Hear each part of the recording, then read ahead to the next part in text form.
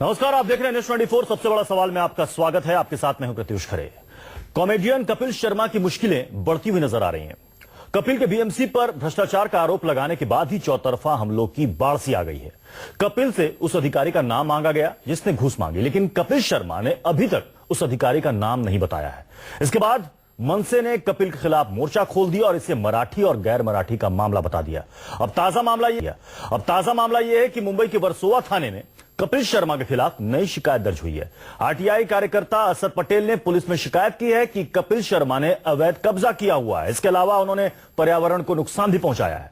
कपिल शर्मा पर ऑफिस बनवाने के नाम पर अतिक्रमण करने का आरोप है। उन्होंने अपने घर के पीछे पेड़ भी कटवा डाले थे। इसी सिलसिले में उनके खिलाफ ये नई शिकायत दर्ज हुई है। सबसे बड़ा सवाल में हम बात करेंगे कि क्या घुसखोरी का पर्दाफाश करके कपिल ने मुसीबत मोल ले ली है, और घुसखोरी के मुद्दे को मराठी गैर मराठी बनाने में क्या लगी हुई हैं पार्टियां।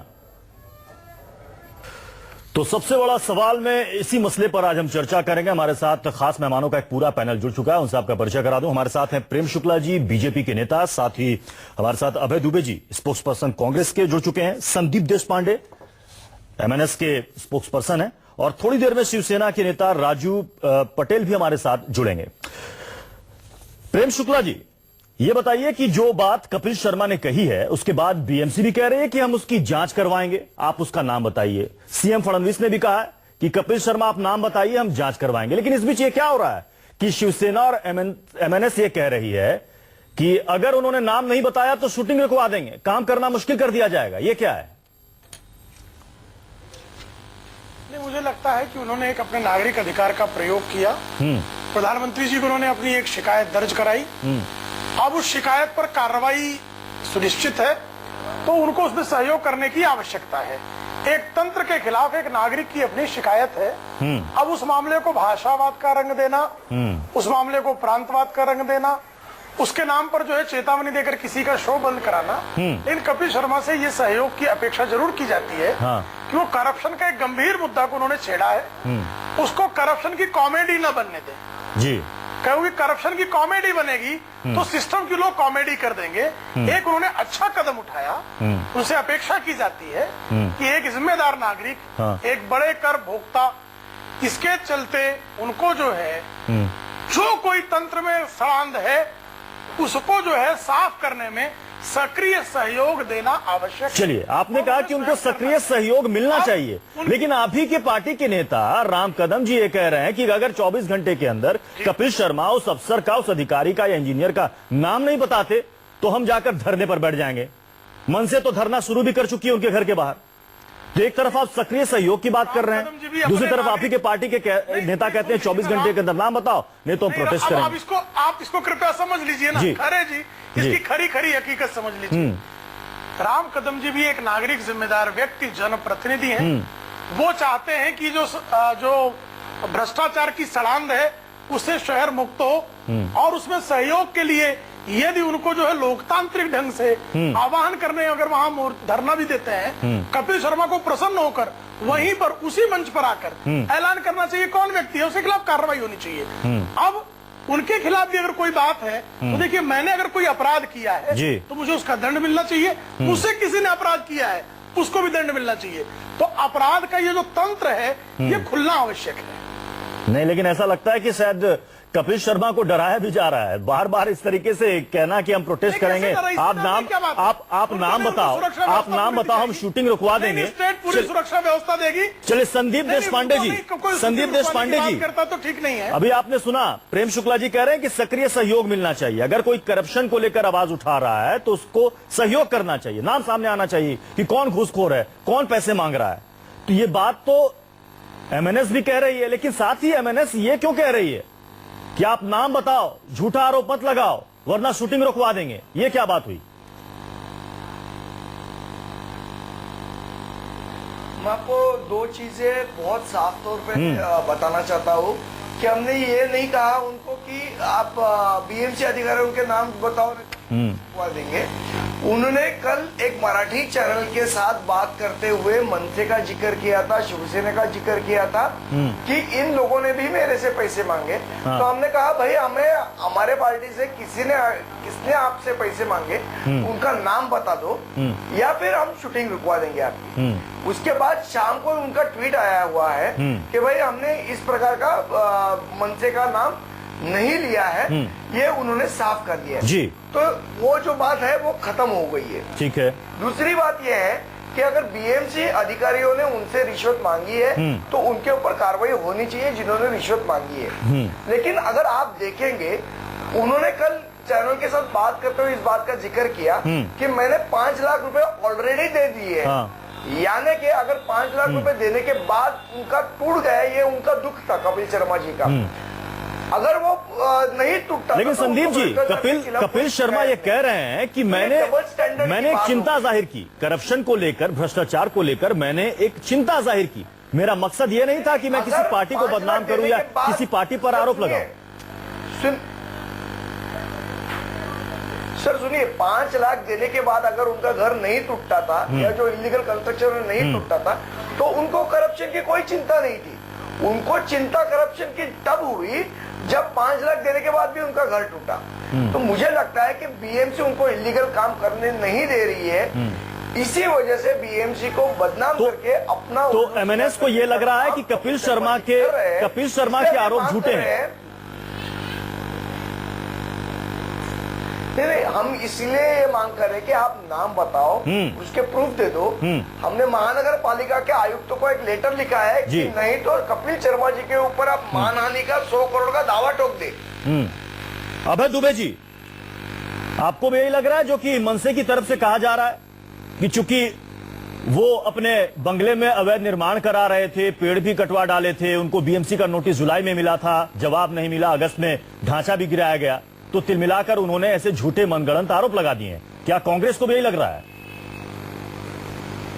अरे खरे साहब, क्या बात करते हैं। ये जो आपके कपिल शर्मा जी हैं, इतनी बड़ी धृष्टता कर दी, प्रधानमंत्री जी को आईना दिखा दिया। ये भारतीय जनता पार्टी और उनके अनुषंगिक संगठन, मुझको लगता है कि अब कहेंगे कपिल शर्मा जी से कि हिंदुस्तान छोड़ दो, सेडिशन का केस, राष्ट्रद्रोह का केस कर देंगे। कोई बोल सकता है इन लोगों के भ्रष्टाचार के खिलाफ? इतना दुस्साहस कर लिया कपिल शर्मा ने। शर्मनाक बात है, जो विसिल ब्लोअर है, जिसने अपनी पीड़ा व्यक्त की और शीर्षस्थ नेतृत्व की, आपने बहुत अच्छी चीज पॉइंट आउट की खरे जी। आपने कहा कि वो परिस्थिति निर्मित नहीं हो पा रही है कि वो नाम बता दें। इतना भयाक्रांत कर दिया है, इतना त्राहिमाम है इन लोगों में कि इतना दबाव बनाया कपिल शर्मा पे कि वो नाम तक उनका नहीं ले पाए। मुझे ये बताइए, क्या मैंने देखा जो फुटेज में दीवार में एक होल था, इंक्रोचमेंट के नाम पर जो कार्रवाई की, उस दीवार का होल इलीगल था क्या? ये टैक्टिक्स है बीएमसी की कि एक आध छेद कर लेते हैं, फिर बार्गेनिंग करते हैं बड़े पैसे की, और फिर बार्गेनिंग हो जाती है तो ये बता भी देते हैं कि इलीगल कंस्ट्रक्शन को डिमोलिश कर दिया और वो अप्रत्यक्ष रूप से रेगुलराइज हो जाता है। यानी कि आप ये कह रहे हैं कि जो इंक्रोचमेंट का आरोप लगा उन पर, जिसके लिए बीएमसी ने उनको नोटिस भेजा था, वो झूठा था, वो डराने के लिए किया गया। नहीं, आप देखिए ना क्या कार्रवाई की, मुझे बताइए।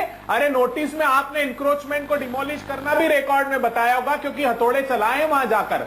इंक्रोचमेंट क्या था? पूरी बिल्डिंग इंक्रोचमेंट थी, कोई कैंटिलेवर का इंक्रोचमेंट था, अंदर की एक दीवार में होल कर दिया और ये बता दिया कि हमने डिमोलिश। बड़ा प्रश्न ये है कि एक आम नागरिक अगर कोई घर बनाता है तो वो उसको नहीं पता कि क्या कानून है। जब आपका बिल्डिंग इंस्पेक्टर्स हैं जो इंस्पेक्शन करते हैं, उनको पता होता है। नहीं, लेकिन अभय दुबे जी, बीएमसी ये कह रही है कि उनको एक नोटिस दिया गया था 14 जुलाई को और 1 महीने तक उनका जवाब नहीं आया। जब जवाब नहीं आया तो उसके बाद कार्रवाई की गई। नहीं, मुझे नहीं, ठीक है, पर क्या बीएमसी बताए कि एक दीवार का इंक्रोचमेंट था?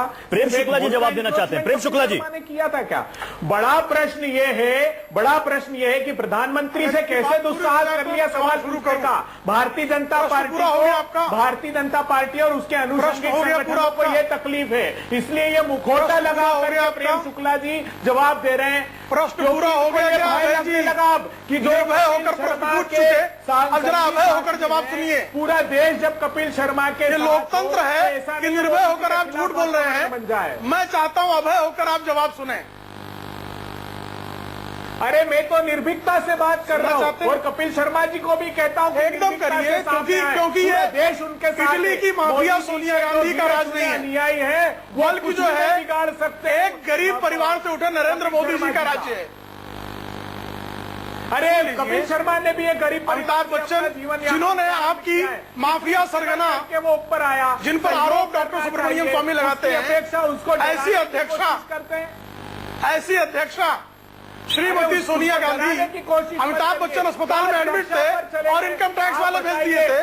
तो आपकी ये हरकतें हैं, खिलाफ अगर ये आपकी हरकतें सुन लीजिए। अब आप पीड़ा व्यक्त कर दी, अब आप सुन लीजिए अभय जी। तो इतनी पीड़ा, अरे अपने पापों का पारायण जरा कर लीजिए, मैं सुना रहा हूँ। बता देंगे आप, इस देश का किसान पाप प्रक्षालन कर लीजिए, मैं सुना रहा हूँ। देश का कलाकार, अब सुन लीजिए। सब अगर आपके अच्छा, अगर आईना रेखिए काम करें तो आईने में खोज, जितना रेख सके रेखिए।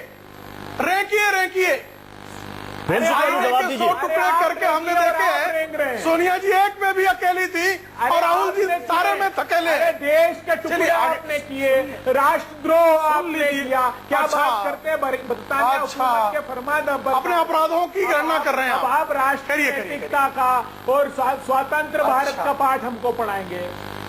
अच्छा।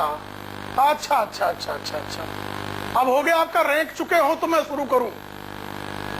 अमिताभ बच्चन अस्पताल में एडमिट थे, श्रीमती सोनिया गांधी जिनको पहले भारतीय थे उनका स्वागत करने वाले, चूंकि नाराज हो गई थी श्रीमती सोनिया गांधी, उनके बिस्तरे पे नोटिस भेजी गई थी। यहाँ पर हम तत्काल कार्रवाई के लिए सहयोग और गुजारिश कर रहे हैं, वो इनको फांसीवाद दिख रहा है।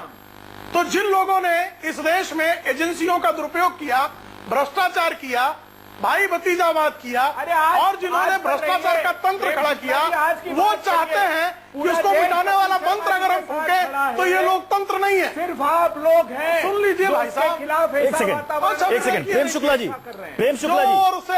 जो अभय दुबे जी एक सेकंड। प्रेम शुक्ला जी ये बताइए, ये बात तो आप मानते होंगे कि ऐसा नहीं है कि पूरी की पूरी बीएमसी जो है वो दूध की धुली हुई है, उसमें कुछ एक लोग ऐसे हैं जो कि दागदार भी हैं। तो नहीं कौन कलुषित है नाम बताइए। देखिए कलुषित है नाम बताइए, कार्रवाई ना हो तो आप तत्काल जो हमको दोषी कहिए, हम कार्रवाई करने को तैयार हैं, सुरक्षा देने को तैयार हैं। क्या आप ये मानेंगे क्या आप ये मानेंगे कि बीएमसी के अंदर भी कई ऐसे अधिकारी इंजीनियर हैं करप्शन पर जो कि करप्शन में लिप्त हैं? ये बात तो मानेंगे ना प्रेम शुक्ला जी? कौन भाषण दे रहा है? कई अथॉरिटी कोई भी लिप्त है तो आप नाम बताइए ना, एक का नाम बताइए। अभय दुबे के पास नाम है ना, कृपया बताएं। अब नाला सफाई घोटाला होता है बीएमसी में, नाला सफाई घोटाला होता है, रोड कंस्ट्रक्शन घोटाला होता है 352 करोड़ का।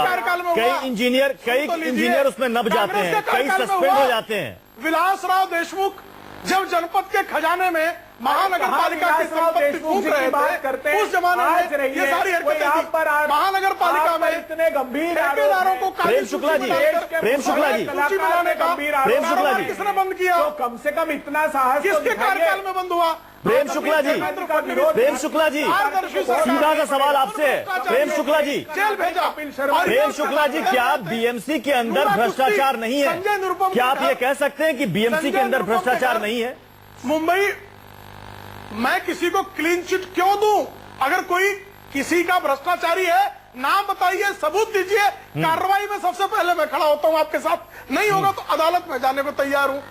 सरकार कार्रवाई को तैयार, आप नाम बताने को तैयार नहीं। अरे कई इंजीनियर के खिलाफ तो कार्रवाई हुई है बीएमसी में, रोड कंस्ट्रक्शन स्कैम में कार्रवाई हुई है, सुन लीजिए ना, नाला सफाई घोटाला में कार्रवाई हुई है। सुन लीजिए, नहीं सुन लीजिए ना, पत्रकारिता भ्रष्टाचार है, इस आधार पर मैं आपको भ्रष्ट कह सकता हूं क्या? नहीं, मैं ये कह रहा हूं आपसे, मैंने ये कहा कि क्या बीएमसी के अंदर करप्शन नहीं है? टीवी सारे, मैंने पूरे बीएमसी की बात नहीं की। क्या बीएमसी के अंदर करप्ट लोग नहीं है? बीएमसी में जो भ्रष्ट है, हाँ, जो भ्रष्ट है उसको जो है दंडित किया जा रहा है जी। आपके पास कोई सूची हो, कोई सबूत हो, स्वागत है। कार्रवाई ना हो, हम जरूर चर्चा करेंगे। कार्रवाई संदीप जी, जो कल तक भ्रष्टाचारियों को पालते थे। संदीप जी, आपने कहा कि एमएनएस का नाम लिया था कपिल शर्मा ने एक कार्यक्रम में, इससे एमएनएस काफी नाराज हो गई थी और हमने कहा था कि उनकी शूटिंग रुकवा देंगे। आपने कहा कि अब वो मैटर सॉर्ट आउट हो गया, ऐसी अब कोई बात नहीं है। लेकिन आप ये चाहते हैं कि बीएमसी के उस अधिकारी का नाम कपिल शर्मा बताए जिसने घूस की मांग की थी कपिल शर्मा पर। क्या आपको लगता नहीं कि अगर इतना ज्यादा अगर किसी पर दबाव डाला जाए तो जो अगर शिकायत करने की कोशिश भी कर रहा है वो थोड़ा सा डर जाएगा? आपकी बात ठीक है। और जो प्रेम शुक्ला जी भी कह रहे हैं कि नाम बताना चाहिए, कोई दबाव कौन नहीं, नाम तो बताना चाहिए, नहीं तो कार्रवाई कैसी होगी। दूसरी बात, हाँ। हम दो चीजों में मुझे लगता है कि हमको गलत नहीं करनी चाहिए। एक चीज ये कि बीएमसी में करप्शन है या नहीं, एक सवाल तो ये है, और दूसरा सवाल है कपिल शर्मा जी का ट्वीट। तो बीएमसी में करप्शन है या नहीं, 100% है, उसमें कोई दो राय नहीं है। अभी सवाल ये पैदा होता है कि जिस हिसाब से कपिल शर्मा जी ने ट्वीट करने के बाद मुख्यमंत्री साहब ने जिस फट से जवाब दिया, हो सकता है कि उनको शिवसेना को बदनाम करना है, उसी के लिए इतना फास्ट रिएक्शन बीजेपी की ओर से आया। लेकिन जब हम नगर सेवक है, अभी मैं नगर सेवक हूँ उस कॉरपोरेशन का, महानगर पालिका का, हम रोज भ्रष्टाचार के बारे में, अभी कांग्रेस के मेरे सहयोगी बैठे उनके नहीं, मुझे एक बात समझ में नहीं आ रही संदीप जी, मुझे एक बात समझ में नहीं आ रही है कि कपिल शर्मा ने अभी तक किसी का नाम नहीं लिया। कपिल शर्मा ने सिर्फ इतना कहा कि बीएमसी को हमें 5 लाख रुपया घूस के तौर पर देने पड़ेंगे, अभी तक किसी का नाम नहीं लिया। इससे एमएनएस और शिवसेना इतना ज्यादा आग बबूला क्यों हो गई? वो तो साफ कह रहे हैं कि मैंने किसी पार्टी का नाम नहीं लिया। अरे भारतीय जनता पार्टी भी है। आप देखिए 2-3 दिन बाद उसको, कपिल शर्मा को, ये भारतीय जनता पार्टी वाले राष्ट्रद्रोही करार दे देंगे। ये कहेंगे कि इसके लिए हिंदुस्तान में हमारे साथ शिवसेना के प्रवक्ता नहीं जुड़े तो नहीं, तो उनसे भी मैं यही सवाल करता कि एक कपिल शर्मा के पहले ट्वीट के बाद आदित्य ठाकरे, आपके शिवसेना के युवा इकाई के अध्यक्ष, उन्होंने स्वागत किया कपिल शर्मा का कि बहुत अच्छी बात है। उन्होंने एक बात यहाँ पर सामने रखी भ्रष्टाचार की। और अब शिवसेना की तरफ से यह कहा जा रहा है कि कपिल शर्मा ने अगर झूठ बोला तो शिवसेना उसी अंदाज में उनको जवाब देगी।